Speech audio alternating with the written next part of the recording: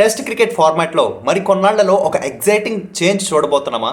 ఏమో సైన్స్ చూస్తే అలాగే కనిపిస్తుంది. అదేంటంటే ఐసీసీ ఒక కొత్త ప్రపోజల్ మీద వర్క్ చేస్తుందన్నమాట. అదేంటంటే ప్రమోషన్ అండ్ రెలిగేషన్ సిస్టమ్. అర్థం కాలేదా? నేను సింపుల్గా చెప్తా. ఇది జనరల్లీ ఫారెన్లో ఫుట్బాల్ లీగ్స్లో ఉంటుంది. ప్రమోషన్, రెలిగేషన్. ఇది ఎలా వర్క్ అవుతుంది అంటే మొత్తం ఇప్పుడు 12 టెస్ట్ ప్లేయింగ్ నేషన్స్ ఉన్నాయి. ఓకే, 12 ఉన్నాయి. వీటిని 2 టైర్స్గా అంటే 2 కేటగిరీలుగా కన్వర్ట్ చేస్తారు, విభజిస్తారు అనమాట. Tier 1 and tier 2.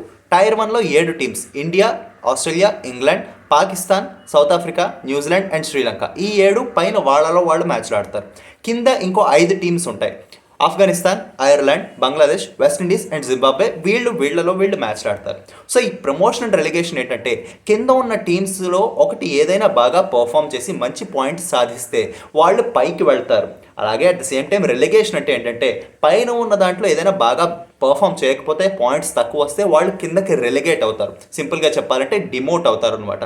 అంటే ఇది ఆల్రెడీ ప్రతి టెస్ట్ మ్యాచ్కి డబ్ల్యూటీసీ పాయింట్స్ సినారియో ఉంది. కాస్త ఇంట్రెస్టింగ్గా మారింది గత కొన్నేళ్లుగా టెస్ట్ క్రికెట్.